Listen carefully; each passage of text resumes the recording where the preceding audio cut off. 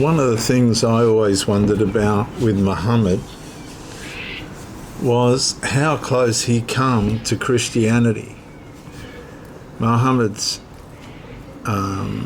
wives consisted of a couple of Christian women, one in which whose uncle was a scribe, was a translator of the scriptures. And you have to wonder, this has been where I've wondered, how close did Muhammad come to the Messiah, to becoming a Christian? There's good historical evidence that Christianity was present very near Muhammad's family network. And there had to be an interest in Muhammad's mind towards Christianity. There had to be. He travelled the trade routes. He saw all the idolatry. As a matter of fact, so I heard a talk where they mentioned about the Kaaba, where they were told to get rid of all the idols out of the Kaaba. Get rid of them. Get rid of the idols. Now that's a Christian thing. Another thing too is after Muhammad, when they went to the to build the dome on the rock, a lot of people think that's just full-on Muslim, but it's not. Inside the dome of the rock, Jesus is mentioned 6 times, Muhammad's mentioned once. And it seems to be a combination of unity between the Muslims of that time and the Judaistic Christians who wanted to see the Judaistic Christians wanted to be in Jerusalem. The Muslims were in Mecca and still are today. So there was this unity that was formed between the Muslims and the Christians. And it appears that the Christians, Christ, Jesus, was the central figure to the religions.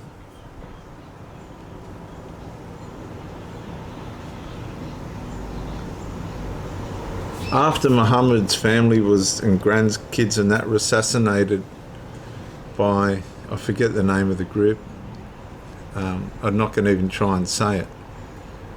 That group then was involved in the move to Jerusalem. And Jerusalem had nothing to do with the Muslims, nothing whatsoever. People say the Muslims want to take over Jerusalem. They want to destroy Jerusalem. They don't want to take it over.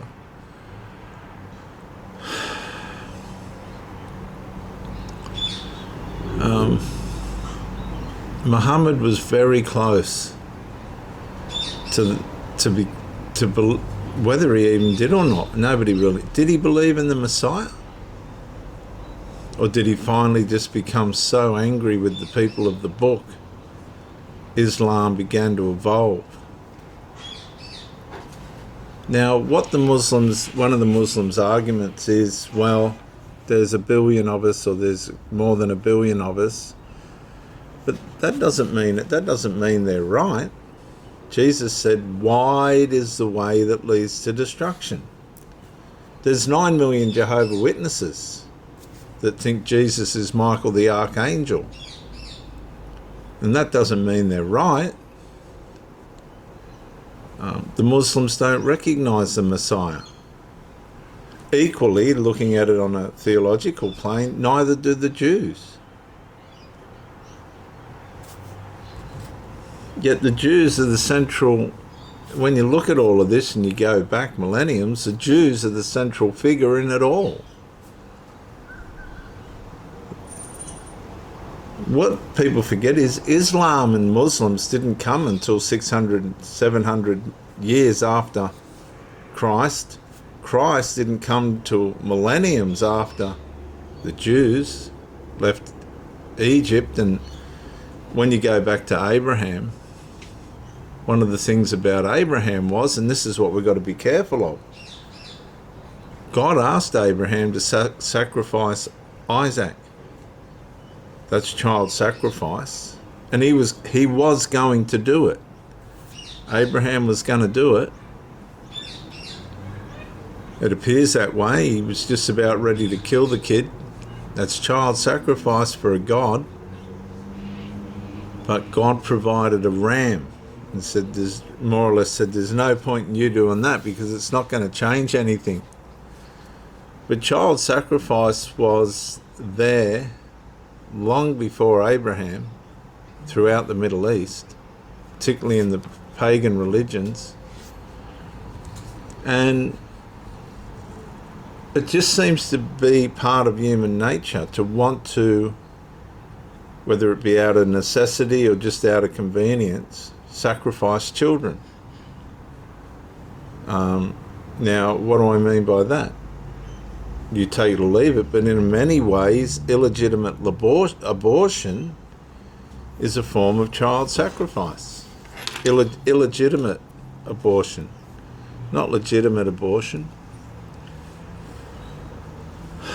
But God forbade all that.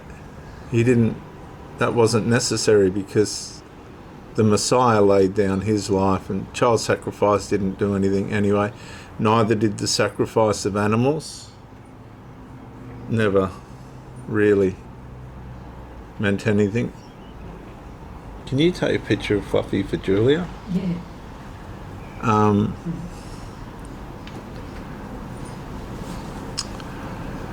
So Muhammad, Islam got so off track. They plagiarized the scriptures, they plagiarized the Torah.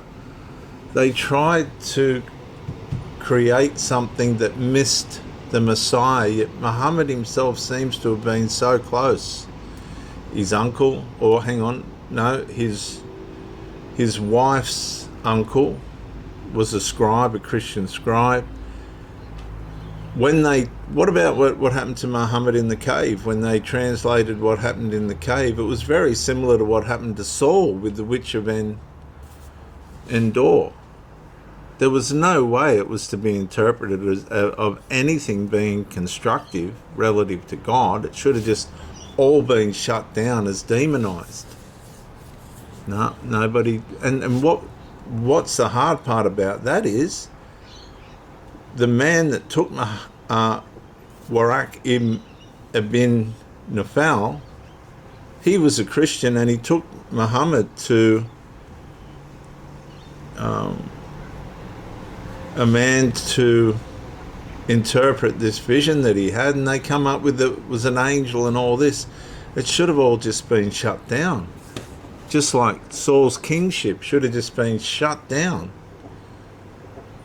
So there's a lot of fault in humanity as to how all this ends up. David ran around as from Saul for 40 years, but David was king, but God anointed David as king, but nobody announced it because Samuel died. Yeah, when you look at it, it was just human nature working itself out and missing that hit with the Messiah, that contact with the Messiah. And I believe Muhammad was so close to making that hit with the Messiah, but he just missed it, completely missed it. And from that, Islam evolved. Now, Islam declares itself to be the only true religion. But sadly for Islam, it's just another made-up version of what they thought God wanted. And they took bits and pieces and stories and this and that from the Torah and the New Testament and completely muddled all of it up.